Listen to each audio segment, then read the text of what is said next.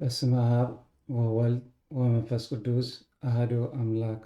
አሜን። በስመ አብ ወወልድ ወመንፈስ ቅዱስ አሐዱ አምላክ አሜን። በስመ አብ ወወልድ ወመንፈስ ቅዱስ አሐዱ አምላክ አሜን። ኣብ ሰማይ ትነብር ኣቦና ስምካ ይቀደስ፣ መንግሥትኻ ትምጻእ፣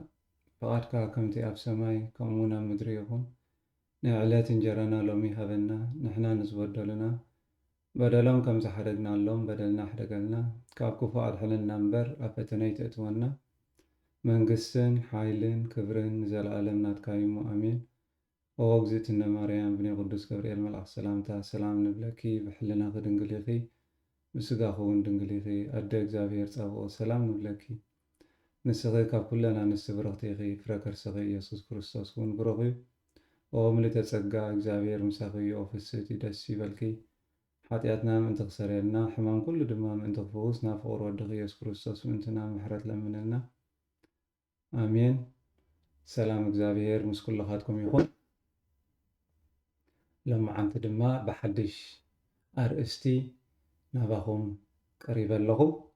ናይ ሎሚ ትምህርትና ካብ መስዋእቲ ትእዛዝ ይዓቢ ዝብል ይኸውን ተርእስቲ። ካብ መስዋእቲ ትእዛዝ ይዓቢ። ቅድሚ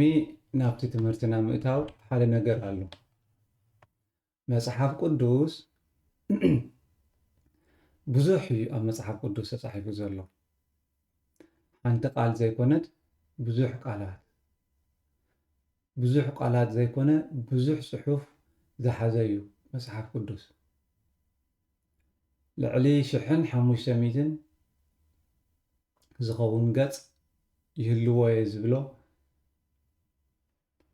ልዕሊ 30,000 ዝኸውን ድማ ጥቕስታት ዝሓዘ እዩ ማለት እዩ። ስለዚ እግዚአብሔር ኣምላኽ ነዚ ንክንምርምሮ እዩ ይህብና። ብዛዕባ መስዋእቲ ክንዛረብ እንድሕር ኮይና ብዛዕባ መስዋእቲ ዝምልከት ጽሑፋት ኣብቲ መጽሓፍ ቅዱስ ዘሎ ኩሉ ኢና ክንሪኦ ዘለና። ብዛዕባ ምእዛዝ ተኮይኑ ድማ ከምኡ ኢና ክንገብር ዘለና ማለት እዩ። ስለምንታይ ይመስለኩም? ዲያብሎስ ንክርስቶስ ክፍትኖ ከሎ ኣብ ምድረ በዳ ወፂኡ ከሎ ካብ ቃል ኣምላኽ ድዩ ኣውፂኡ ፈቲንዎ? ይፈተኑ ካብ ቃል እግዚአብሔር ኣምላኽ እንታይ ኢልዎ? ወዲ ኣምላኽ እንተኮይንካስ ካብዚ ኣብ ላዕሊ ቤት መቕደስ ምስ ወሰዶ ካብዚ ንጠር ኢልዎ። ምክንያቱ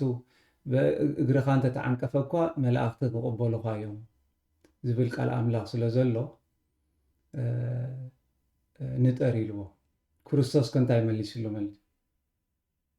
ንእግዚአብሔር ኣምላኽካ ኣይትፈታት ዝብል እውን ጽሑፍ ኣሎ ኢልዎ።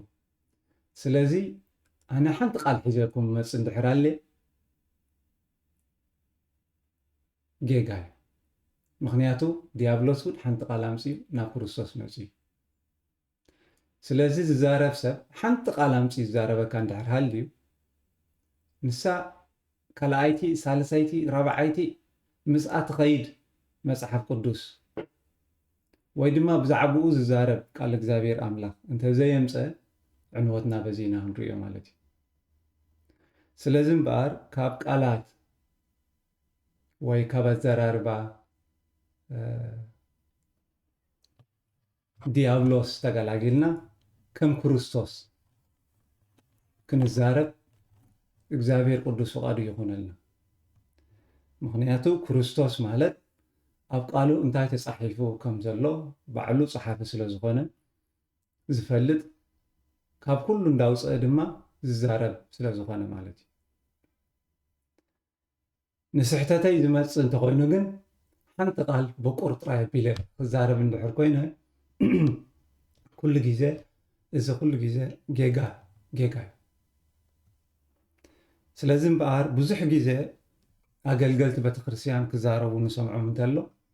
ካብ መስዋእቲ ትእዛዝ ይዓቢ፣ ትእዛዝ ኮይንና ኢና ወፂና፣ ትእዛዝ ኮይንና ኢና ከምዚ ጌርና፣ ትእዛዝ ኮይንና ኢና ከምዚ ዝበሃል ቅፃሊ ኣብ ቅድሚ ሰብ ዝዛረብ ኣብ ቤተክርስትያን ይኹን ኣብ ካልእ እዚ ዘረባ ኣብ ኩሉ ክድገም ኢኹም ሰምዕዎ ማለት እዩ። ኣብ ኩሉ ቤተክርስትያናት ትእዛዝ ኮይንና ካብ መስዋዕቲ ትእዛዝ ይዓቢ ስለ ዝኾነ እዩ ሎማዓንቲ ብንእሽተይና ክነሪኣ እዚኣ ተኣርእሱ ሰፊሕ ብዙሕ መወዳእታ እውን የብሉን ቃል እግዚኣብሔር ኣምላኽ ግን ንእሽተይ ንትምህርትና ዝኸውን ቃል እየ ብዛዕባ እዚ ክዛረብ ዘለኹ ኣነ ማለት እዩ ስለዚ እዚ ቃል እዚ ኣበይ ክንረኽቦ ኢና መሲልኩም ብዛዕባ እዚ ዝምልከት ኣብ ቀዳማይ መፅሓፍ ሳሙኤል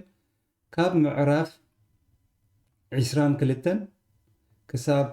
23 ዘሎ እንታይ ይብል መሲልኩም እዚ ብዛዕባ ንጉስ ሳኦል ነቢ ሳሙኤል ክፅበ ዝግብኦ ነቢ ሳሙኤል ከቕርቦ ዝግባእ መስዋዕቲ ነቢ ሳሙኤል ስለ ዘይመፆ ስለ ዝደንጎዮ ዝገበሮ ጌጋ እዩ ኣብዚ ፅሑፍ እዚ ድማ ከምዚ ክብል ከሎ ኢና ንሪኦ ሳሙኤል ከዓ ከምዚ ኢሉ መለሰ ንእግዚኣብሔር ዝሓርር መስዋዕትን መስዋዕቲ ሕሩድን ከም ምእዛዝ ቃሉ ገይሩ ዶ ይሐጉሶ እዩ እንሆ ንኡ ምእዛዝ ካብ መስዋዕቲ ናብ ቃሉ ፅን ምባል ድማ ካብ ስብሒ ደዓውል ይበልፅ ኢልዎ ስለዚ ንቃሉ ፅን ምባል ካብ ደዓውል ምስዋዕ ምቕራብ ንእግዚኣብሔር ይበልፅ እዩ ዝብል ዘሎ ኣብቲ ልዕሊኡ ድማ ካብ ዝሓርር መስዋዕትን መስዋዕቲ ሕሩድን ከም ምእዛዝ ቃሉ ገይሩ ንእግዚኣብሔር ዝሕጉሶ ኣሎ ድዩ ስለዚ ንእግዚኣብሔር ሕጉ ወይ ቃሉ ምስ ንእዘዝ እቲ ዝዓበየ ንሱ እዩ ካብ ዝሓርር መስዋዕቲ ምቕራብ ማለት እዩ ተሕቲሉ ኣብ ጥቕሲ 23 ዕልወት ይብል ከም ሓጢኣት ጥንቁልና እዩ ዕልወት ከም ሓጢኣት ጥንቁልና እዩ ህልኽ ከዓ ከም ምምላኽ ጣዖት እዩ ህልኽ ከም ምምላኽ ጣዖት እዩ ዝተሃላለኽ ሰብ እዚ ልክዕ ከም እንታይ ኢልዎ ከም ናይ ሓጢኣት ጥንቆላ ኢሉ ህልኽ ከዓ ከም ምምላኽ ጣዖት ኢልዎ ንስኻ ቃል እግዚኣብሔር ንዓቅካ ንሱ ከዓ ካብ መንግስትኻ ደርበየካ ይብል ንስኻ ቃል እግዚኣብሔር ንዓቅካ ንሱ ከዓ ካብ መንግስትኻ ደርበየካ ንጉስ ሳኦል ንመን ይንዒቑ ትእዛዝ እግዚኣብሔር ይንዒቑ ንሱ ከቕርቦ ዘይግባእ መስዋዕቲ ኣቕሪቡ ቃል ኣምላኽ ኣይተኣዘዘን ካብ መንግስቱ ድማ እግዚኣብሔር ኣምላኽ ክድርብዮ ከሎ ንርኢ ኣማውቱ እውን ብሕማቕ ሞት ክመውት ከሎ ኣብ ውግእ ክመውት ከሎ ንሪኦ እቲ ታሪክ ክነንብቦ ከለና ስለዚ መጀመርታ ኣነ ካብ መስዋዕቲ ትእዛዝ ይዓቢ ክብል ከለኹ ትእዛዝ ንሰብ ዘይኮነ ትእዛዝ ንእግዚኣብሔር ኣምላኽ እዚኣ ንፍለጣ መጀመርታ ማለት እቲ ዝእዘዞ ኣካል ከም ቃል ኣምላኽ ገይሩ ይዛረበኒ እንድሕር ሃልኒ ቃል ኣምላኽ ሒዝለይ ይመፅ እንተልዩ ክእዘዞ ኣለኒ ምክንያቱ እቲ ትእዛዝ ንሰብ ዘይኮነ እቲ ትእዛዝ ቃል ኣምላኽ ምእዛዝ እዩ እቲ ትእዛዝ ንእግዚኣብሔር እዩ ንሰብ ኣይኮነ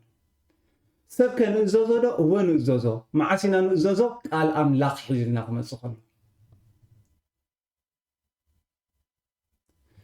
ሰብ ቃል ኣምላኽ ሒዙ ክመፅእ ከሎ ትእዘዞ ቃል ኣምላኽ ዘይኮነ ሒዝልካ ክመፅእ ከለኹ ትእዘዞ ዶ ኣይትእዘዞ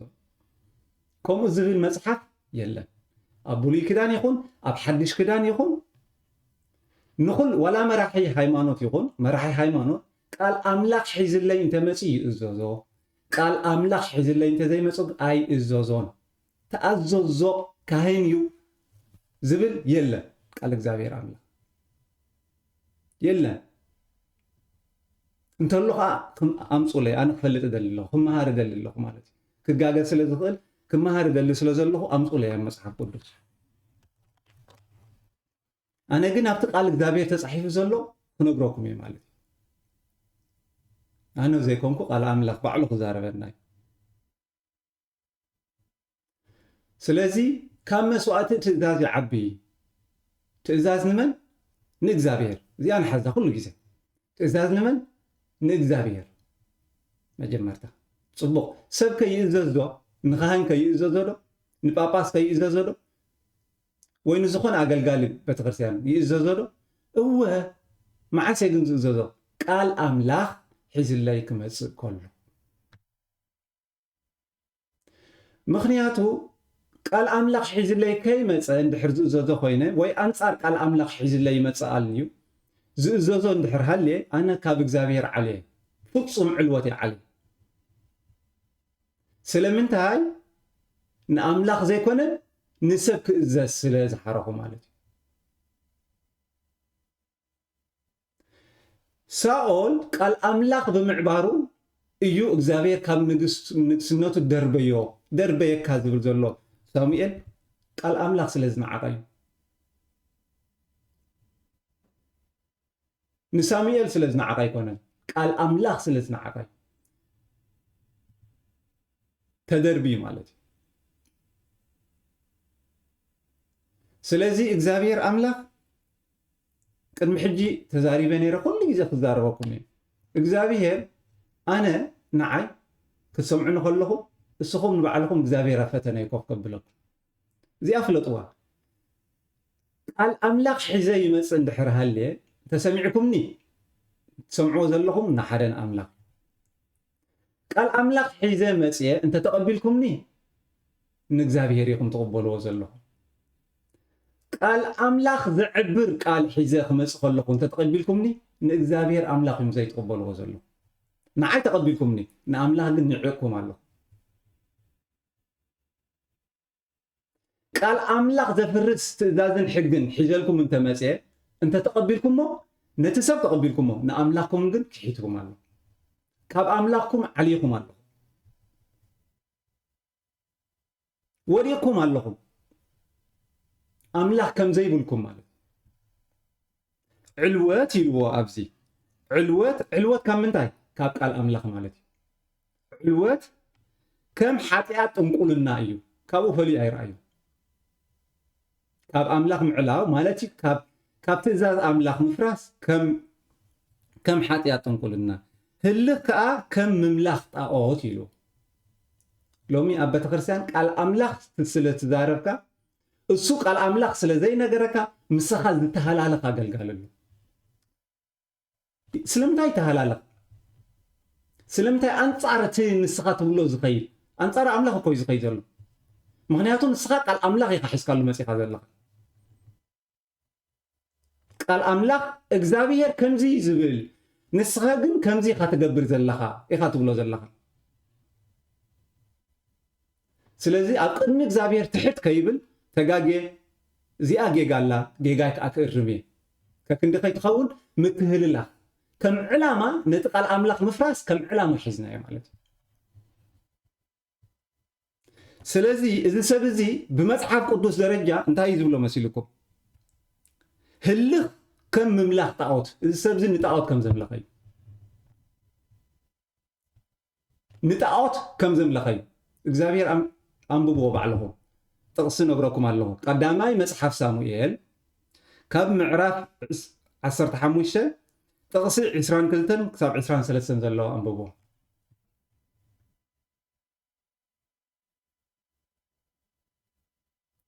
ካብ ኣምላኽ ካብ ትእዛዝ ኣምላኽ ዓሊኻ እዚ እግዚኣብሔር ከምኡ ኣይብልን እዩ ከምቲ እግዚኣብሔር ዝዘካ ኣይትገብርን ኣለኻ ክትብሎ ከለኻ ንሓደ ኣገልጋሊ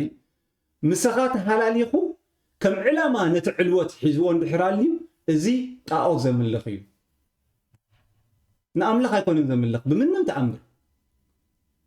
ኣምልኾ እግዚኣብሔር የብሉን ጳጳስ ይኹን ካህን ይኹን ዲያቆን ይኹን ሰባኺ ይኹን ብዘይገድስ ምእመን ይኹን ኩሉ ሓደ ኢና ቃል ኣምላኽ ንኸይእዘዝ ኣብ ህልኽ ዘእትወካን ብህልኽ ዝመላለሰካን ሰብ ኣምላኽ ጣዖት ጥራይ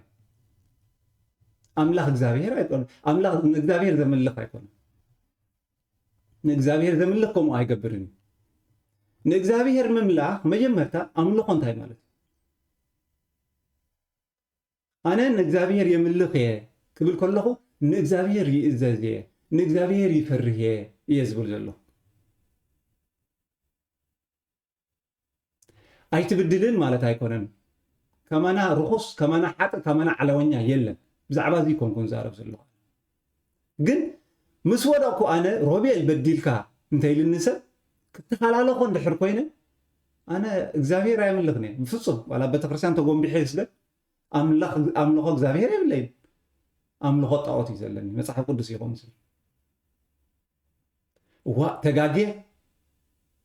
ተጋጌ ብሓቂ ቃል ኣምላኽ ከምዚ እዩ ዝብል ኣነ ግን ከምዚ ይገብር ኣለኹ ተጋጌ ዝብል እንተኮይነ እዚ ሰብ እዚ ንእግዚኣብሔር እዩ ዘምልኽ ምክንያቱ ፍርሂ እግዚኣብሔር ኣለዎ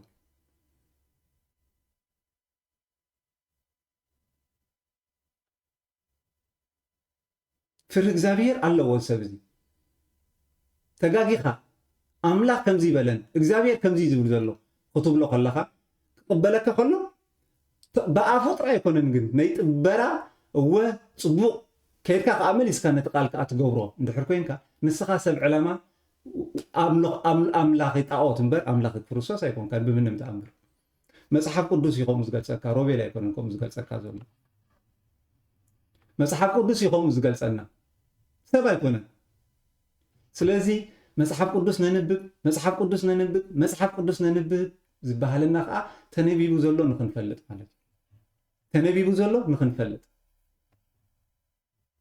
ንእግዚኣብሔር ክርስቲያን ንመስል ኣብ ቅድሚኡ ቆምና ንኣምላኽ ነምልኽ ንመስል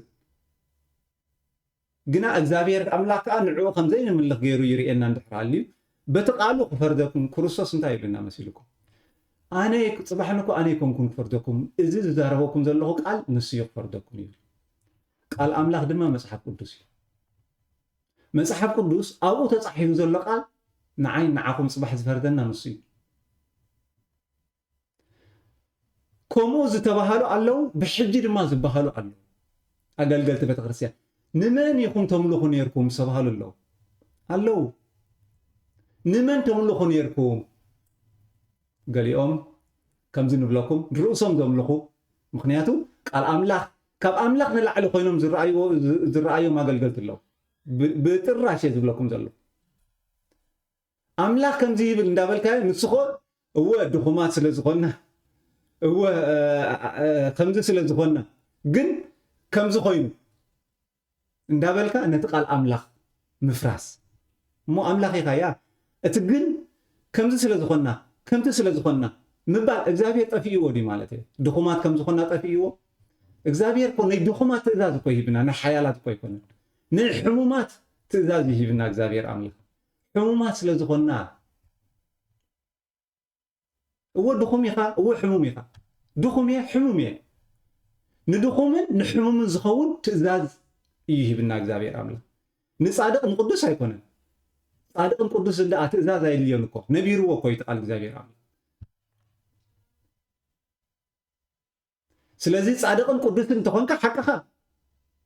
ኣይድልየካን ቃል አምላክ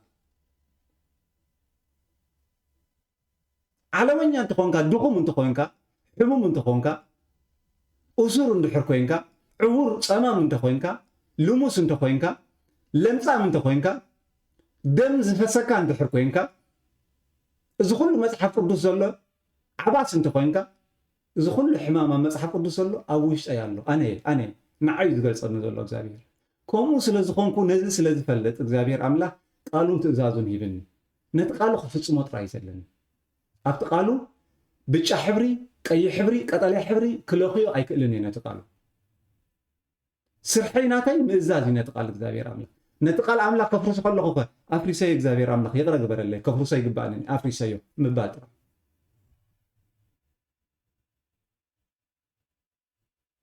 ስለዚ እምበኣር ካብ መስዋዕቲ ትእዛዝ ዝዓቢ ምባል ንኣምላኽ ኣነ ንኣምላኽ ከይተኣዘዝኩ ከመይ ገይረ ንሰብ ክእዘዞ ሓሳዊ ጥራይ ይኸውን ዘለኒ ሓሳዊ ንኣምላኽ ከይተኣዘዝኩ ንሰብ ክእዘዞ እየ ማለት እዚ ኣብ ሓቂ ዘየለ ሰብ ጥራይ ምክንያቱ ንእግዚአብሔር ዘይፈራህካስ ንሰብ ክትፈርህ ኣብ ቅድሚ እግዚአብሔር ትሕት ዘይበልካ ብሓቀኛ ትሕትና ንሰብ ትሕት ምባል ዲያብሎስ እኮ መልአከ ብርሃን ኮይኑ እውን ንግለጽ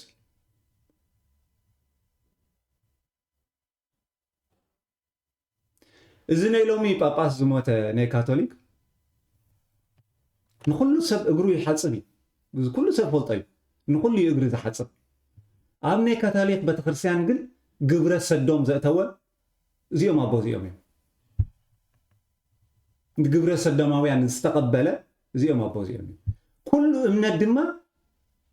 ብሓደ ኣምላኽ ኢና ንኣምን ኩሉ እምነታት በብመገዱ ነቲ ሓደ ኣምላኽ እዩ ዝበፅሕ እንዳበለ ከዓ ኣብ ሚድያ ከዓ ኩሉ ሰብ ርእይዎ እዩ ማለት እዩ ንኩሉ እምነታት ሓደ ክገብር ዝፀዓረ ኣቦ እዮም ከምኡ ስለ ዝገበሩ ግን እግሪ ሰብ ስለ ዝሓፀቡ ግን ንዕኡ ቅዱስን እዩ ብፁዕን እዩ ክትብሎ ግን ዕልወት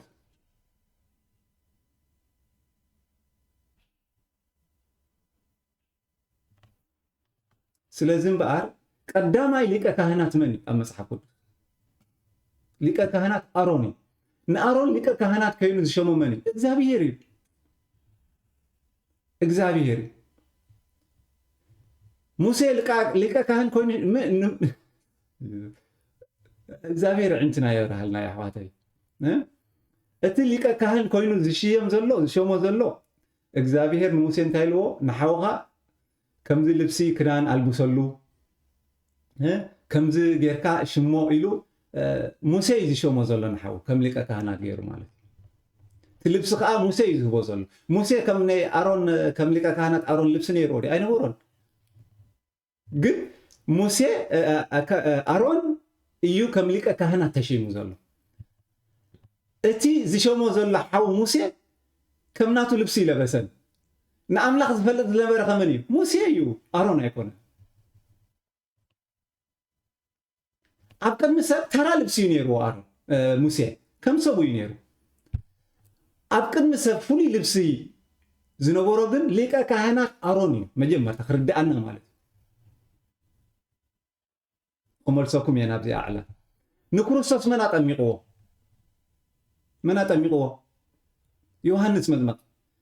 ዮሃንስ መጥመቕ ካህን ድዩ መን ሂብዎ ክህነት ንክርስቶስ ግን ከም ካህን ኮይኑ ይጠሚቕዎ ይርዳእና ዶ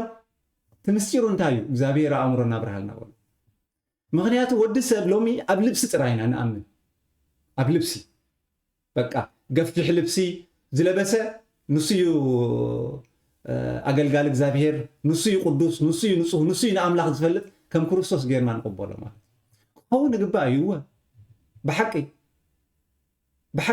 ካህን ማለት ክርስቶስ ማለት ከምኡ ክኸውን ይግብኦ እዩ ግን ድዩ እዩ ትሕቶ ሊቀ ካህናት ማለት ሊቀ ካህናት ኣብ መፅሓፍ ቅዱስ ሊቀ ካህናት ዝብሎ ኮ ክርስቶስ እኮ ሊቀ ካህናት ዝበሃል ስለዚ ኣቦታትና ከዓ ሊቀ ካህናት ኩሉ ካህን ሊቀ ካህን ንብሎ እንተኮይና ወይ ጳጳስ ሊቀ ካህን ንብሎ እንተኮይና እዚ ሰብ እዚ ልክዕ ከም ክርስቶስ እዩ ኢና ንብል ዘለና ማለት እዩ ከም ክርስቶስ እዩ ከም ክርስቶስ ንክርስቶስ ርኢኻስ ካብ ክርስቶስ ክፍለዩ ዘይግባእ ማለት እዩ ንክርስቶስ ዝመስሉ ቃል ክርስቶስ ዝዛረቡ ከም ክርስቶስ ድማ ዝገብሩ ማለት ግቡእ ከምኡ እዩ ግን ኣብ መፅሓፍ ቅዱስ እንተሪእና ስእሊ ኣሎ እግዚአብሔር ክበና ዝደሊ ስእሊ ማለት እዩ ስእሊ ሓቂ ዝኾነ ስእሊ እግዚአብሔር ኣምላኽ ክበና ስለ ዝደለ እዩ ስለዚ እምበኣር ሊቀ ካህናት ኣሮን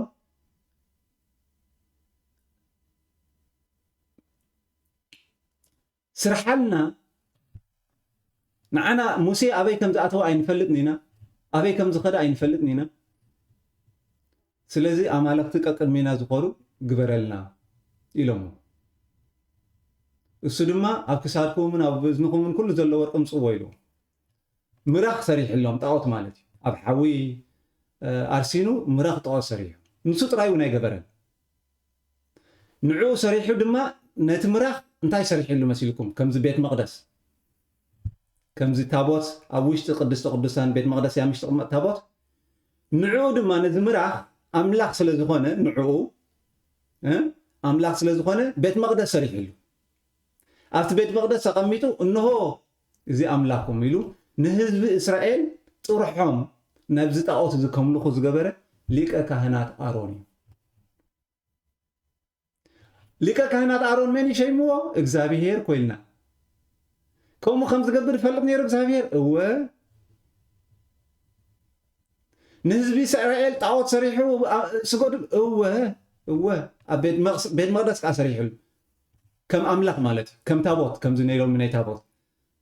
كمو سريحس بقى أنه سجودوا لزي أملاك إذا لك كهان زي نأملاك كم زي ملخ مجمرتان فلطو مالتي أملاك شيء هو أملاك شيء مو نأملاك جناي ملخ أملاك طاوتي بجبر مالتي بجبر رئينا نهزب نسوت رأي كوننون حزب إسرائيل زودة مالتي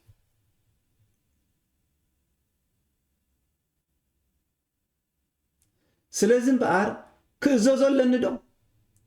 نلقى كهنات مغنياتو እግዚአብሔር ይሸምዎ ሽሞቱ ካብ እግዚአብሔር እዩ ካብ ሰብ ኣይኮነ እግዚአብሔር ንሙሴ ሊቀ ካህን ጌርካ ሽሞ ንሓውኻ ከምዛ ዓይነት ልብሲ ግበረሉ ዝበሎ እግዚአብሔር ይሸምዎ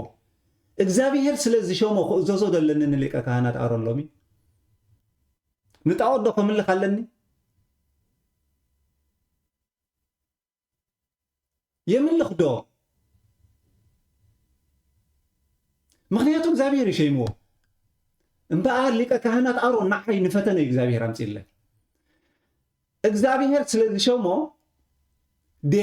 እግዚአብሔር ሸምዎ ኢለ ክእዘዞ ዘለኒ ወይስ ትእዛዝ እግዚአብሔር ብምፍራሱ ብያ የኽብሎ ዘለኒ ዋላ እግዚአብሔር ይሽሞ لومي حزب إسرائيل سلمتاي عملكوا مسيلكم سلمتاي نتمرخ سجدوملو وشتوم كمن يمت مسيلكم كم مجزاتي جبسي أب جبس خا تعوت يمزملو خنيرو ها سلزي وشتوم عملو خطأ أوت سلزنا ورم لبهم نتعوت يكسر الدليل لومود ما ليك كهناتنا كاب أملاخ زعلوا تزاز كمصلنا خلو كنو زوزو ندلي وشتنا طاقوت سلازلو يو وشتنا املخو طاقوت سلازلو يو وشتنا ناملاخ زوزو زي دلي منفس سلازلنا نقبل زلنا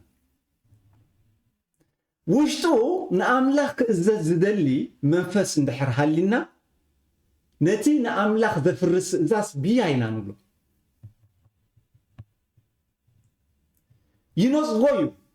قبولو يكلني مخنياتو كريستوس انتهى يبل وي قال املاح تايبلنا اتي منفس እግዚአብሔር ዘለዎ ሰብ ነቲ ካብ መንፈስ እግዚአብሔር ዝመጽእ ቃል ይقبሎ ይብል ስለምንታይ ሓደ ይት መንፈስ ኣብ ውሽጡ ዘሎ መንፈስ ናይ እግዚአብሔር እቲ ዝመጽእ ዘሎ ቃል ድማ ካብ እግዚአብሔር ስለዝኾነ ይقبሎ ይብል እቲ መንፈስ ተገራጫው እንተኮይኑ ግን ናይ ምንጻግ ባህሪ ዘለዎ ናይ ተቀባልነት ባህሪ ይኮነ ኣብ ውሽጠይ ናይ ኣምልኾ ጣዖት መንፈስ እንተሎ እቲ ቃል ዝመጸኒ ዘሎ ድማ ናይ ቃል ኣምላኽ እንድሕር ኮይኑ ቅበሎ ኣይክእልኒ ይኖስ ጎይ ኣብ ውሽጠይ ንኣምላኽ ከምልኽ ዘይደሊ እንድሕር ኮይነ ናይ ኣምልኾ ጣዖት እንተለኒ ጣዖት ማለት ጣዖት እምንን ኣይኮነን ማለት ኣይኮነን ኖ ርእሰይ ከምልኽ ኣነ ኣምላኽ ኮይኑ ዝስምዓኒ ትእዛዘይ ክኸይ ክገብር ወይ ንሰብ ሊቀ ካህናት ኢለ ክእዘዞ እዚ ኣምልኾ ጣዖት ይብለኩም ኩሉ ዕልወት ኢልዎ ከም ኣምልኾ ጣዖት ተቃል كرجملكم اسكت أبتغسي 23 زلا قدامي سامويل معرف 15 تغسي 23 علوت كم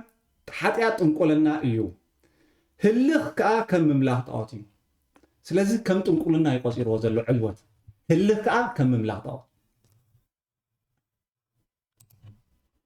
قال أملا أمبوو وغزاهم تستقط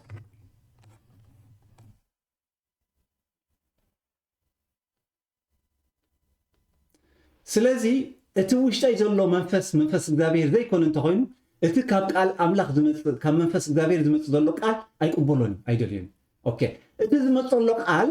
ካብ እግዚአብሔር እንተ ዘይኮይኑ ኣብ ውሽጠይ ድማ ንእግዚአብሔር ክሰግድ ዘይደሊ እንተኮይኑ ቀልጢፈ ዝቅበሉ ሓደ ይት መንፈስ ያ ውሽጥካ ዘሎ እቲ ትመጽእካ ዘሎ ሓደ ክትእዘዞ ትደሊ ስለዚ ህዝቢ እስራኤል ሊቀ ካህናት ኣሮን ኣይኮነን ኣስጊድዎም ውሽጦም ዝነበረ መንፈስ ንስዩ ኸም ገይሮም ንስዩ ኸም ዝደሊ ነይሩ ስለዚ ንሕና ድማ ጳጳስ ይኹን ካህን ይኹን ዲያቆን ይኹን ወይ ድማ መምህር ይኹን ሕጊ ኣምላኽ ዘፍርስ ቃል ከምፃለይ ከሎ ይቕበሎ እንተለየ ውሽጠይ ከምኡ ዝደሊ ዘሎ ውሽጠይ ከምኡ ይደሊ ስለ ዘሎ እየ ዝቕበሎ ዘሎ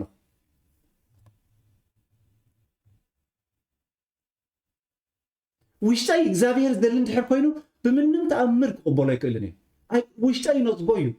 እዩ ኩሉ ቃል ኣምላኽ ዘፍርስ ዘበለ ይነፅግ እዩ ክቕበሎ ኣይክእልን እዩ እግዚኣብሔር ተሎ ውሽጠይ ማለት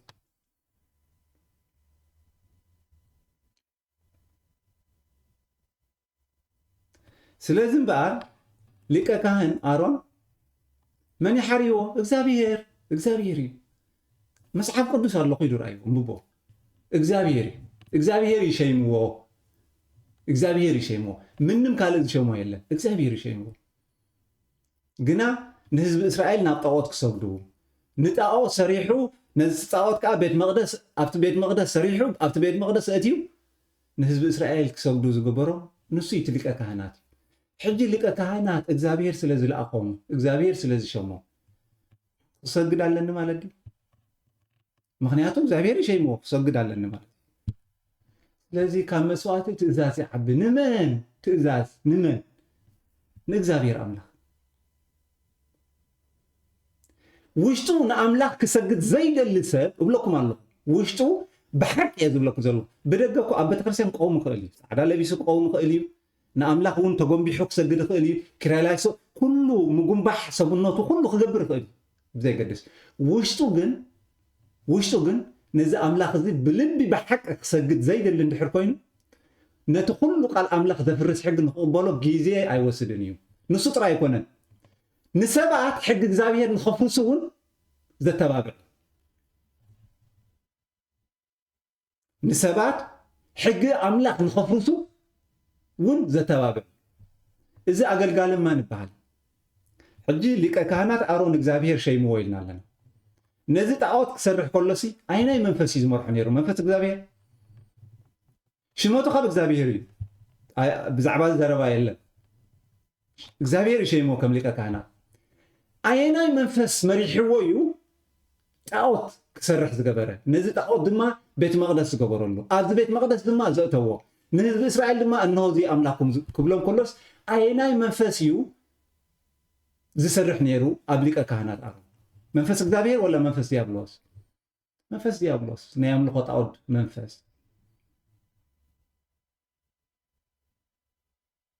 ስለዚ ሎማዓንቲ ደኣ እሞ ዘሰንብደና ነገር እንታይ ሎሚ እውን ሓድሽ ነገር እኮ የለን ሎሚ እኮ እቲ መፅሓፍ ቅዱስ እዩ ዝድገም ዘሎ ካልእ እኮ ኣይኮነን መፅሓፍ ቅዱስ እኮ ታሪክ ኣይኮነን ኣብ ብሉይ ኪዳን ናይ ብሉይ ኪዳን ታሪክ ኣይኮነን ቀፃሊ ኣብ ኩሉ ወለዶ ዝድገም እዩ ኣብ ኩሉ ወለዶ እዚ ታሪክ ዝድገም እዩ ብሉይ ኪዳንን ሓድሽ ኪዳንን ሂወት ንነብሮ ደቂ ሰባት ንነብሮ ሂወት ኣነ እውን ክነብሮ ዝግባእ ዝኸዶ መድረክ እዩ ኩሉ እግዚአብሔር ውሽጠይ እውን እንታይ ከም ዘሎ ንኸርእየኒ ዘምፅኦ እዩ ካብ ምንታይ ናብ ምንታይ ክሳገር ከም ዘለኒ ከዓ ይገልፀለይ ማለት ካብ ብሉይ ኪዳን ናብ ሓድሽ ኪዳን ከመይ ገይረ ክሳገር ዝነግረኒ እግዚአብሔር ኣምላኽ ቃል እግዚአብሔር ኣምላኽ እዩ መፅሓፍ ቅዱስ ምክንያቱ መፅሓፍ ቅዱስ ብሉይ ኪዳን ሓድሽ ኪዳን ዝሓዘ ስለ ዝኾነ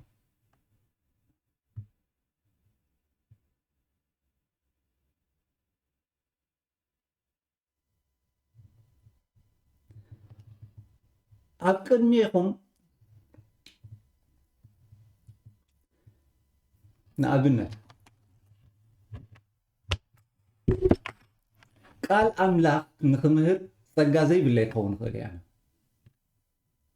ቃል ኣምላኽ ክምህር ፀጋ ኣይሃብንን እግዚአብሔር ንበሎ ሓደ ኣቦ ንዓመሃር ኢልኒ እግዚአብሔር ኣይሃበንን ፀጋ ዘለዎ ሰብ ግን ኣሎ ኮፍ ኢሉሎ እግዚአብሔር ዝሃቦ ኮፍ ኢሉሎ ካብ መስዋዕቲ ትእዛዝ ይዓቢ ኢለ ክመፅእ ከለኹ ልበይ ክምህር እየ ዝደሊ ኣነ ድልየት ስለ ዘለኒ ክእዘዝ ስለ ዘለኹ ኣይኮነን ክትወፅእ ትደሊ ክትስማዕ ስለ ትደሊ ጥራይ እምበር ተዘይተባሃብኮ ከዓ ኣይተዋሃብ የብለይን መንፈሳዊ ሂወት እውን ኣይጀመርኩን ኣይሰገምኩን ንኣምላኸ ይፈልጥኒ ኣይሰገምኩን ኣይከትኩን መንፈሳዊ መንገዲ كندي كيد زلخو تمنفساو منقد ايفلط ابي بصح لكم ساعه ايفلطن كو عور يزلخو جينا معناته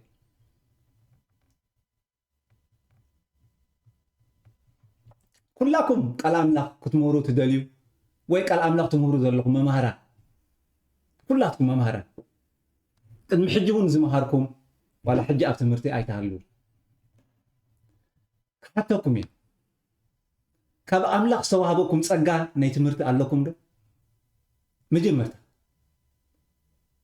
قال املاح سي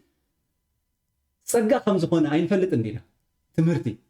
مخنياتو مصحف قدس ات النبي بتسوهابو تنبيت ينبه ها ات قال املاح نتمهر سوهابو دما يمهر كله ببتناتو صقا يغلغل يبل قال املاح مصحف قدس قوم يبلنا كله ببت سوهابو صقا يغلغل ስለዚህ እግዚአብሔር ይብካሎ ጸጋ አንተ ትምህር ኩሉ ወይ ክትምህር ትደሊ ውሽጥኻ ዝደፋካ ዘሎ ተዋሂብካ ዶ ጸጋ ንኽትምህር መጀመርታ እዚኣ ሕቶ ክምልስ ኣለኒ ተዋሂብካ ዶ ጽቡቕ ትእዛዝከ ካብ እግዚአብሔር መጺካ ዶ ንኽትምህር መሃርኪ ዶ ኢልካ ምክንያቱ ቃል አምላክ መምሃር ማለት እኮ ልኡኽ እዩ ኢልና ኢና ቃል አምላክ ዝምህር ወንጌል ዝምህር ሰብ ዝተላእኸ እዩ ሐዋርያ ማለት እኮ እዩ አይርዳእናን ሐዋርያ ዝለኣኾም አካል ኣሎ እግዚአብሔር ይልኢኽዎ ክልእኾም ከሎ ከዓ እንታይ ከም ዝሃቦም ከዓ ጽቡቕ ገይሩ ይፈልጥ እግዚአብሔር አምላክ ስለዚ ጸጋ ናይ ቃል አምላክ ክንዛረብ ተዋሂብና ናይ ተዋሃበና ንፈልጥ አምላክ ዶኸ ልኢኽና ኪዱ መሃሩ ይልና እሞ ነዚ ክልተ ዘይትፈልጥ ክትምልሰን ዘይትኽእል እንተኾይንካ ተጠንቀቕ እንታይ ገበረት ዝሰማዕካ ዘሎ ምእመን እንታይ ገበረ ናብ ዕንክሊል ክትእትዎ ስለምንታይ ናብ ዕንክሊል ክትእትዎ ንኣምላኹ ክፈልጥ ዘይትገብሮ ስለምንታይ ንባዕልኻ መንፈሳዊ ህይወት ዘይጀመርካ ብዙሓት ኮይና ሎሚ ዲያቆናት ኮይና ካህናት ኮይና ኮ መንፈሳዊ ህይወት ዝጀመርና ጥራይ ዘይኮነስ ጽድቅን ቅድስናን ዝበፅሕና ዝስማዓና ኮ ብዙሓት ክንከውን ንኽእል ኢና እግዚአብሔር ሱባኤ እተው ሱባኤ አትይኹም ምስ ነፍስኹም ኩላትኩም ሰምዑን ዘለኹም ነዚ ቃል ኩላትኩም ሊቀ ካህናት ኣቦታተይ ሕሩያን ኣቦታተይ ኩላትኩም ዲያቆናት ኩላትኩም መምህራን እዚ ቃል እዚ ስምዑ ሱባኤ እተው ንኣምላኽ ሱባኤ አትይኹም ለምኑ ብዛዕባ ርእስኹም ኦ ኣምላኽ ኣበይ ከም ዘለኹ ኣፍልጠኒ በሉ ኣበይ ከም ዘለኹ ኣፍልጠኒ እግዚአብሔር ኣምላኽ ኣብ ምንታይ መንፈሳዊ ህይወት ደረጃ ኣለኹ ኣፍልጠኒ በሉ ክትፈልጡ ኣለኩም ጽባሕንኮ ምስ እንተፈሊጥኩም ካብዚ ብሞት ምስ ተገላገልኩም ምስ ፈለጥኩም ዝቕየር ነገር የለን ኣብዚ ከለኹም ግዜ ስለ ዘለኩም ክትቅይርዎ ትኽእሉ ኢኹም ሕጂ ነገራትኩም ኣብዚ ሜረት እዚ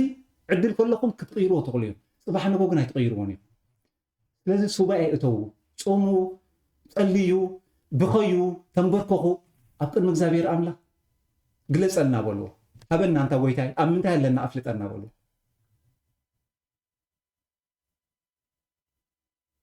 መብዛሕትኡ ሰብ ኣይጀመረን እየ ዝብለኩም ዘሎ ገና ኣብ ብሉይ ኪዳን እዩ ዘሎ ብሉይ ኪዳን እውን ኣይተጀመረን ብሉይ ኪዳን እውን ኣይጀመረን ብሉይ ኪዳን እውን ኣነ ክነብሮ ዝግባአኒ ኮይ ሓድሽ ኪዳን ድማ ኣነ ክነብሮ ዝግባአኒ ኣብ ብሉይ ኪዳን ንክርስቶስ ዝፈልጥ ኣሎ የለን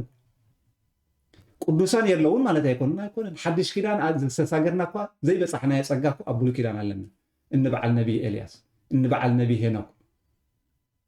እነቲኦም ሰለስተ መንእሰያት እኒ በዓል ዳንኤል እዚኦም ኣብ ብሉይ ኪዳን ደኣ ይፅሓፉ ደኣ እምበር ህይወት ሓድሽ ኪዳን ኣብ ብሉይ ኪዳን ከለዎ ህይወት ሓድሽ ኪዳን ዝነበሩ ሰባት እዮም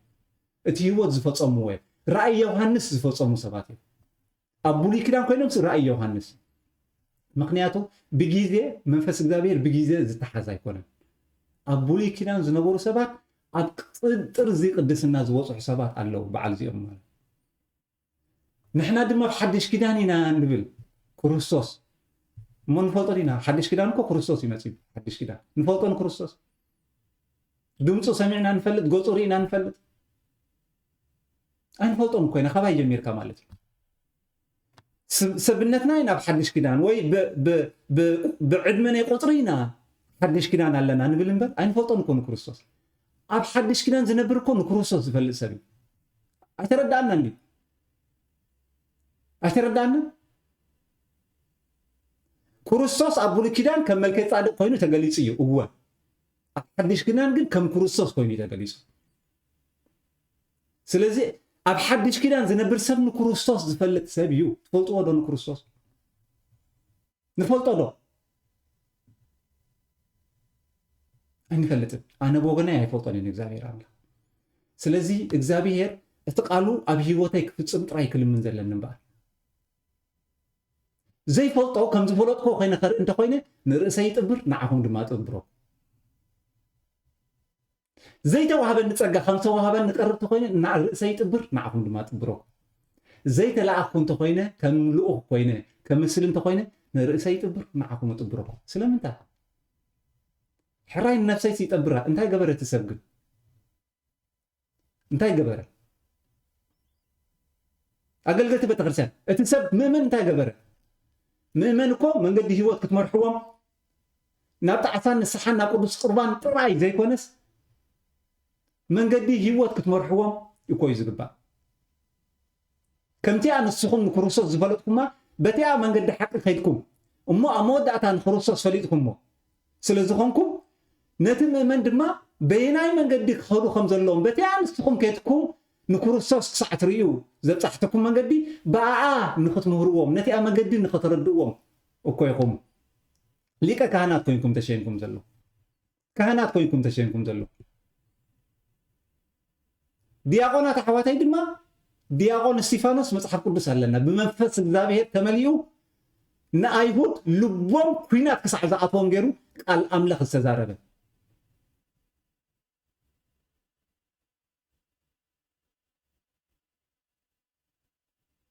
كساب نتي كاب افوز وط نبر قال اب وشتو مساتو قواصاصرو سلازي قالو امني داربا امن العلمون بداربا امن قتيلهم دياقون سمعني كل دياقون زبلكا بمنفس እግዚአብሔር كم دياقون استيفانوس تكون يزغبا كل كهل لك كهل كم كرتسوس تكون يزغبا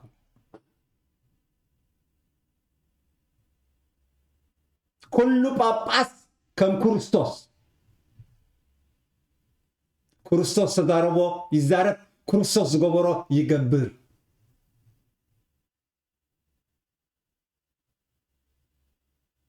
يغبر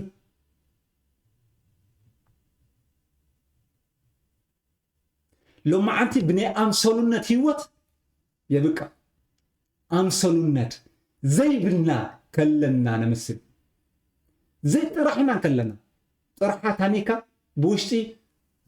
كريستوس تايلو من فريساوያን مسيلكم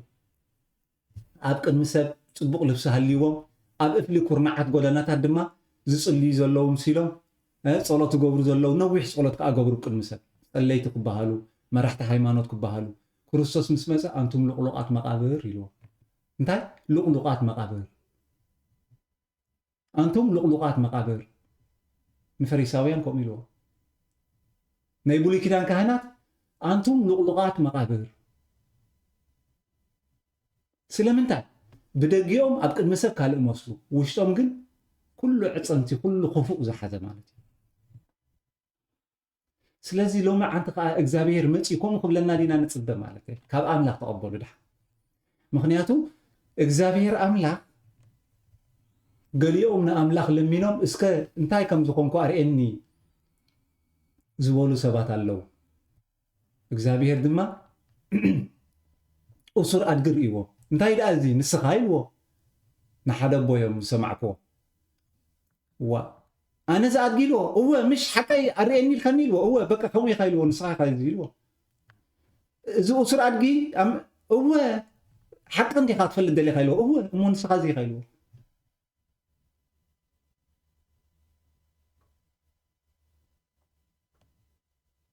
انتهينا نحن لمنو اجوكم لمنو نغزابير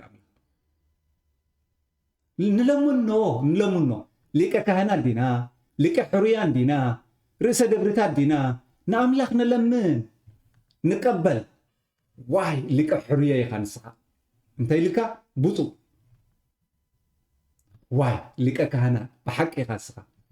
معاي خاتمسل انت لك بطو بقدوس نيخا بحقي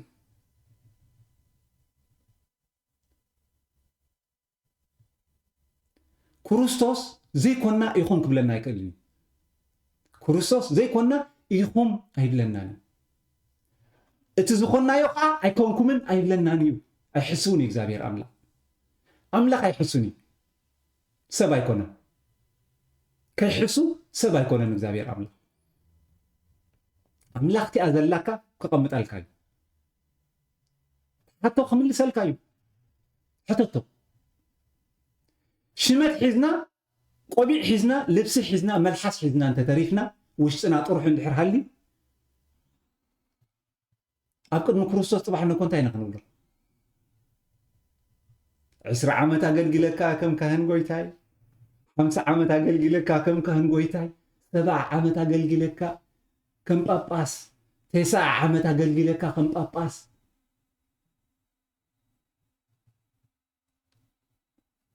تسع عمت كم باباس أبونا قرقيريلوس يوم زبالو يوم زموتو زحلفني إريترا أبونا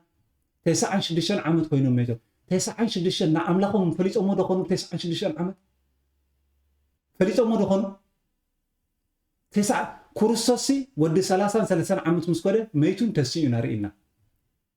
قدوس يوحنس مطمق ودي 30 عمت مسكونة سيف تسيف سماعتنا تنساء تساتيفو مالتي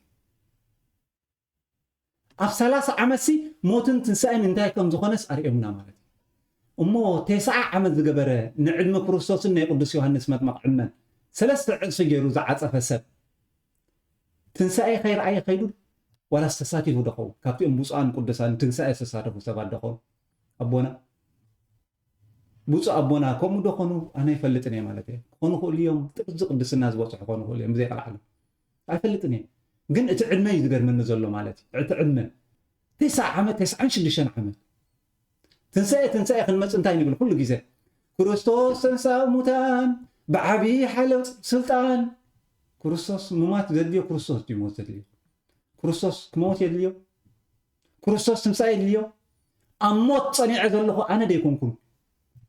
أنا دي كون كابزن صنيع يزلخ موت كتمص زلني كريستوس دي تنسى زلي اتنصو دي كماو زلو ترخص اتقدس دي كماو زلو حد من يموت زليو من يخموتان كتس زليو كريستوس تنسي هذا كريستوس تنسى موتا كريستوس እግዚአብሔር እኮ ملكوتي سجاي كونن سجاي لبيسو أملاخ ميتو أي نبل كوينا أملاخ ميتو زبل قال أملاخ بسجا موتينا نبل معناته ملكوت أي موتني أملاخ بسجا موتة بسجا دما تنسأ معناته بسجا دما نسجا حج دما عرجة نسمع ملكوت أكل سفرة زلوا إجزابير تنسأن عرقتن زمن كوتا يكون مخنياتو أكل سبرايز له كروسوس كموت كله بسجا نزل ناتي سجا لبسه نعو يميتوا نزل سجا حجد ما تنسيو سلازي موت زد ليكان سخايخا تنسأ زد ليكان سخايخا قبل نيلي زماني بمولو كروسوس تنسأ موتا بعبي حلا وسلطها كروسوس نابانا خط الموت كله أنت موت زلخا نسخايخا ختنسأ أريكا كو كما يجير كختموت كما يجير كختنس من قدي أريكا أنا كونن موزليني أنا كونن تنسأ زليني بلنا كروسوس كمتنا خلو سلازي تنسأ إن أب زمن تنسأ إني نازلنا تنسينا دو ليكا كهنات ليكا حريان تنسيكم دو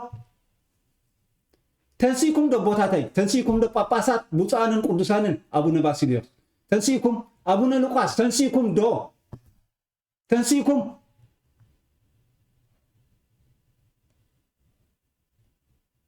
دياغونا تنسيكم دو 14 عمت مداني عالم أقلقلنا نخون نخلينا لعل 10 تنسيكم دو حتى يزي تنسينا دو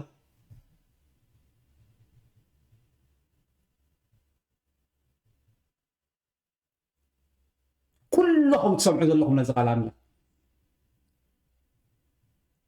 تنسينا دو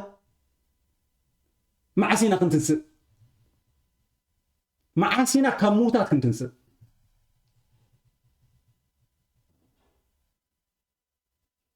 معس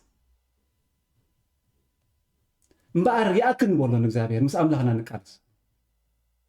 مس أملاخ مقلاس كدلنا ني أمسولنا تيوت يأكلنا ني شقط يأكلنا أبوتاتي نقدي تماهركم نقدي شقط تماهركم بر منفسونا تماهركم كوي مثلنا أنا ديقونات نقدي شقط ديقونا ختمهارو كلكم تايكم تماهركم أنا يفلتني انتي تماهركم يفلتني منفسونا ديقون تماهركم نقديكم تماهركم أيردأنن مخنيات بتخرسان نام نقديكم قيركم نام شقط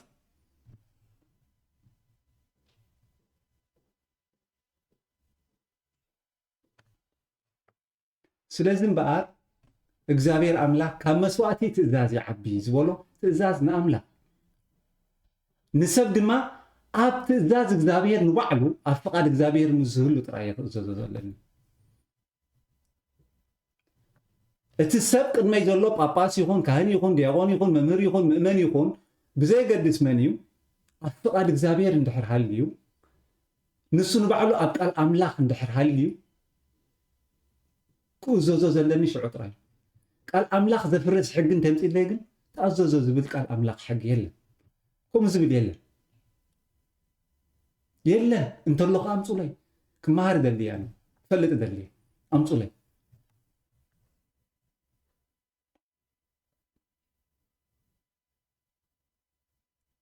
ስለዚህ ለማዓንቲ ክንዛረባ ኩሉ ግዜ ክንዛረባ ከለና እዚኣ ጥቕሲ ነዚ እዚ ቃል አምላክ ኣብ እዝንና ጅው ጅው ጅው ጅው ክብለና ጽቡቕ ዘክርዎ ካብ መስዋዕቲ ትእዛዝ ይዓቢ ክብል ከለኹ ትእዛዝ ንመን ንእግዚአብሔር ይእዘዞ ዘለኹ ብቃል ኣምላኽ ድዩ ዝኸይ ዘለኹ ቤተክርስትያን ትዝገብሮ ዘለኹ ቃል ኣምላኽ ድዩ ኣይኮነን ቃል ኣምላኽ ድዩ ይኮነን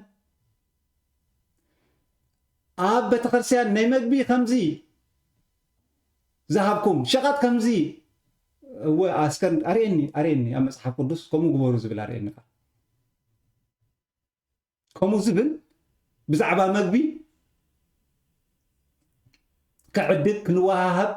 ናይ መግቢ ክንዲዚ ናይ ክስቶ ክንዲዚ ናይ ሻሂ ክንዲዚ ኣርኤኒ ሃበኒ ብቃል እግዚአብሔር ሳብየ ኣለኹም ዝብል ካብ ቃል እግዚአብሔር ወፃኢ ከም ዝኾነ ግን ካብ መጽሓፍ ቅዱስ ክበካየ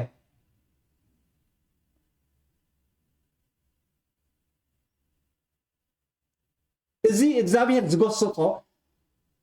ንእግዚአብሔር ናብ ቁጥዓ ናብ ኩርማች ከልዕል ዘምጽኦ ኣካይዳ ከም ዝኾነ ግን መጽሓፍ ቅዱስ ክበካይ ንስኻ ከዓ እግዚአብሔር ከምኡ ከም ዝብለካ ኣምጻለይ ሃበኒ ካብ ቃል ኣምላክ ኣምጻለይ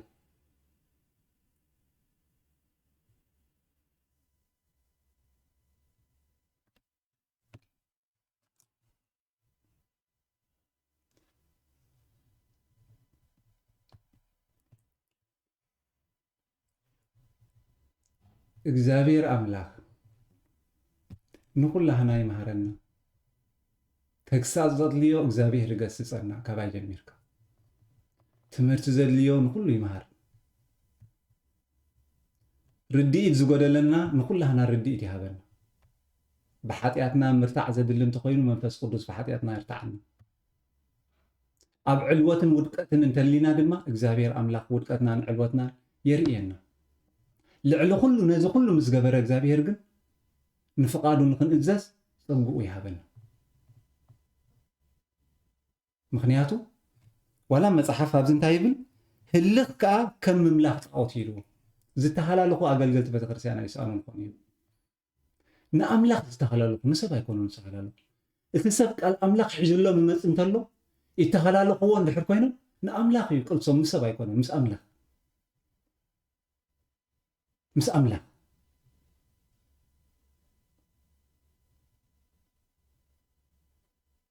ምስ ኣምላኽ እዩ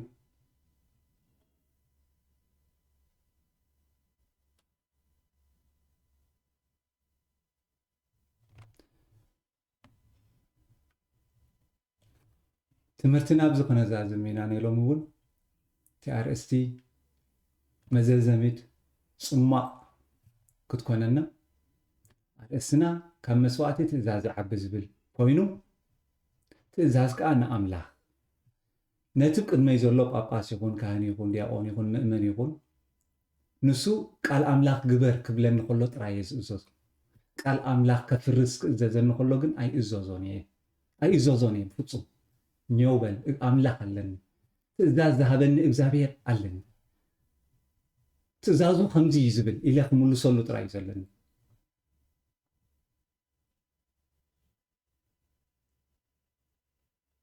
ሊቀ ካህናት ከዓ ኣሮን ከዓ ርኢናዮ እግዚኣብሔር ከምዚ ሸሞ ሕቶ የለን እቲ ልብሲ ለቢሱ ዝነበረ ናይ ክህነት ንሱ እዩ ኣብ ቅድሚ ሰብ ሊቀ ካህናት ኮይኑ ዝርአ ንሱ እዩ እቲ ናይ ብሓቂ ንእግዚኣብሔር ዝፈልጥ ግን ሙሴ እዩ ነይሩ ሙሴ እዩ ንእግዚኣብሔር ገጽ ንገጽ ዝዛረቦ ዝነበረ ባዕሉ እውን ንሓፍቱ ንማርያም ንዓኸን ሙሴ ንኣሮንን ሲ ብሕልምን ብራእን ብካልእን እየ ዝዛረበኩም ንሙሴ ግን ገጽ ንገጽ እየ ዝዛረቦ ሙሴ ባርያ ክብላ ክግስፃ ከሎ ኢና ሙሴ ግን ናይ ካህናት ልብሲ ነበሮ ስለዚ ኣንቱም ብናይ ደገ ልብሲ ተኣምኑ ሰባት ቃል ኣምላኽ ዕንጅና ክፈተልና በሎሞ ክትርእየኩም ማለት እዩ ዋላ መጽሓፍ ቅዱስ እኮ ልብሲ ዘይነበሮም እዮም እቲኦም ንእግዚኣብሔር ዝፈልጥዎ ዝነበሩ ዳንኤል ልብሲ ነበሮ ናይ ክህነት ልብሲ ነበሮ ጥርዚ ቅድስና ዝበፅሐ ግን ኣፋናብስ ንክዓፁ ንኣምላኽ ካብ ሰማይ ዘውረደ ንመላእኽቲ ካብ ሰማይ ዘውረደ ኣምላኹ ብግብሪ ዘርአየ ዳንኤል እዩ እቲኦም 3 መንእሰያት ከ ኣይንሰግደልካን ምስ በልዎ ናቡከደነፆር መን ከም ዝኾነ ኣምላኾም ብግብሪ ዘርአዩ እቲኦም 3 መንእሰያት እዮም ናይ ሽዑ ዝነበሩ ካህናት ኣይኮኑን ናይ ሽዑ ዝነበሩ ኣገልገልቲ ቤተክርስትያን ኣይኮኑን እቲኦም 3 መንእሰያት ኣምላኾም መን ከም ዝኾነ ንናቡከደነፆር እቲ ኣምላኽ እየ ዝብል ዝነበረ ንጉስ ካብኡ ዝዓቢ ኣምላኽ ናይ ሓቂ ኣምላኽ ከም ዘሎ እቲኦም 3 መንእሰያት እዮም ኣምላኾም ገሊፆም ስለዚ ብናይ ልብሲ ኣይንጠበር ሰብ እግዚኣብሔር እቲ መንገዲ ክንከዶ ዳ እዩ ዝደልየና እምበር ፍሉይ ልብሲ ክንለብስ ኣይኮነን እቲ መንገዲ ክንከዶ እዩ ዘለና መንገዲ ሓቂ ኣብ መወዳእታ እቲ መንገዲ ከዓ ንኣምላኽና ገጽ ንገጽ ከምቲ ገጽ ንገጽ ዝርእይዎ ኣይንቐንዕን ዲና ኣነ ብጣዕሚ ውሉድ ኣይኮንኩን እየ ዝብሎ ንእግዚኣብሔር ውሉድ ኣይኮንኩ እቲኦም ውሉድ ንኣምላኾም ገጽ ንገጽ እዮም ዝርእዩ ውሉድ ደቀይ ንዓይ ርኢኒ ዶ ገጽ ንገጽ ምሳይ ገጽ ንገጽ ይዛረቡ ዶ ኣፍ ንኣፍ እወ ደቀይ እንድዮም ኣብ ቤተይ እንድዮም ዘለዉ ደቀይ እንድዮም ኣይኮነን ዶ ውሉድሲ ባርያ ኣገልጋሊ እንተዝህልወኒ ብዚ ቤትሲ ንዓይ የገልግል ስለ ዝኾነ ንዓይ ርአኒ እዩ ክርስቲያን ገልገልቲና ንበሃል ባሮት እኳ ኮይና ይከኣልና ማለት እዩ ምክንያቱ ባርያ ነጋልግሊኡ ገጽ ንገጽ ይርኦ ድምፂ ኣገልገሊኡ ይሰምዕ ድምፂ ጎይትኡ የቕሬታ ኣገልጋሊ ድምፂ ጎይትኡ ይሰምዕ ገጽ ጎይትኡ ይርኢ ኣገልጋሊ ማለት እዩ ውሉድ ዘይኮነስ ባርያ ማለት እዩ ባርያ ስለዚ ባሮት ኮይና እውን ዘይከኣልናዮስ ድሓንጉ ሓፎ እቲ ሽመትና እንትገለ ነፀጋዕ እዩ ኣብ ቅድሚ እግዚኣብሔር ክንቀውም ከለና ነፀጋዕ እዩ ድሓ እቲ ልብስናን ቆቢዕናን ኣልጊስና እቲ ማዕርግና ኣልጊስና ንእግዚኣብሔር ኣምላኽ ከም ሓመድን ጭቃን ኮይና ንቕርብ ንኣምላኽ ከም ሓመድን ጭቃን ኮይና ንቕርብ ምክንያቱ ሎሚ ኣበየ ኣለኹ ኢለ እንተመሊሰሉ ንዓይ ኣበየላኻ ባርያ እኳ ዘይኮንካ እዩ ዝብለኒ ባርያ ንጎይትኡ ገፁ ይርኢ እግሩ ይደርዝ ይሓፅብ መግቢ ይቕርበሉ ድምፁ ይሰምዕ ከም ዝግበር ይገብ ባርያ እኳ ኣይኮንካን እዩ ዝብለኒ ባርያ ኮይንካ ከምውን ኣይከኣልካዮ ኣይኮንካን ውሉድ ኣይኮንካን ጻድቕን ቅዱስን ባርያ ኮይንካ እውን ኣይከኣልካን እዩ ይኽብለኒ እግዚአብሔር። ስለዚ ክንቀኒ ይግባእ ክንቀሊ ኣነ ከም ዘኽታም ክነብር ኣይደልን ኣብዚ ምድሪ ኣቦ ከም ዘይብለይ ክነብር ኣይደልን ኣብዚ ከለኹ ገጽ እግዚአብሔር ኣምላክ ክርኢ እየ ዝደሊ ኣብ መሬት ከለኹ ከምቶም ኩሎም ቅዱሳን ኣቦታተይ ከምኦም ሂወት ኣይሃልወኒ ኣዝየ ዝረኸስኩ ሰብ ይኹን ሓጥእ ዓለወኛ ይኹን ግን ውሉድ ከም ዝኾንኩ ክስማዓኒ ይደሊ ንእግዚአብሔር ኣምላክ ኣብ ቅድመይ ኣቆይምካን ንእግዚአብሔር ኣምላክ ንስኻ እንዴት ኣቆይምክን እወ ባርያ ሓጢኢኻ ርኹስ ኢኻ ኢልኮ ኣይቀዘፍከንን ምሕርካስ ኣብ ቅድሜኻ ቆይምካን እወ እሞ ከም ውሉድ ረኣየኒ ኣቦ ኩነኒ ክርእካ ደሊ ኣለኹ ክብሎ እዩ ዘለኒ ሕሰቦ እሞ እግዚአብሔር ኣምላክ ኣቦይ ወሊድና ሕሰቦ እሞ ኣቦኻን ኣዴኻን ወሊዶምካስ ገዲፎምካስ ኣብ ርሑቕ ዓዲ ኸይዶም ኣቦን ኣዴን ኣለውካ ይብሉኻ ግን ኣይትሪኦም ኒኻ ዘለኻ በይ ከም ዘለዉ ከዓ የለውን ምሳኻ እንታይ ስምዒት ክመፀካ ማለት እዩ ትስማዓካ ስምዒት እንታይ ኣቦኻን ኣዴኻን ኣለዉ ይብሉኻ ኣለዉ ግን ኣይትሪኦም ንኻ ኣለኻ ትጭነቕ መሽቲ ውሂ ኣበይ ኣለኹም ኣቦይ ኣበይ ኣለኻ ኣቦይ ኣበይ ኣለኻ ኣደ ኣበይ ኣለኻ ኣምላክ ንበሎ ኣበይ ኣለኻ ጎይታ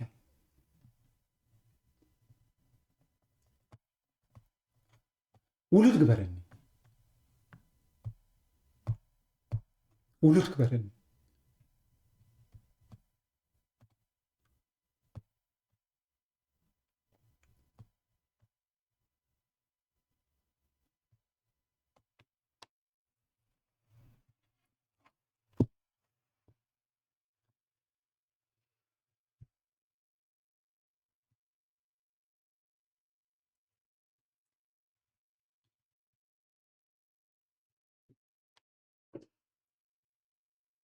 ስለዚ ካብ ናይ ኣምሰሉነት ሂወት ንርሓቕ መንነትና ጽቡቕ ጌርና ንፍለጥ ኣበይ ከም ዘለና ንፍለጥ ንልምን ኣብ ቅድሚ እግዚአብሔር ኩሉ ትንኽእሎ ንግበር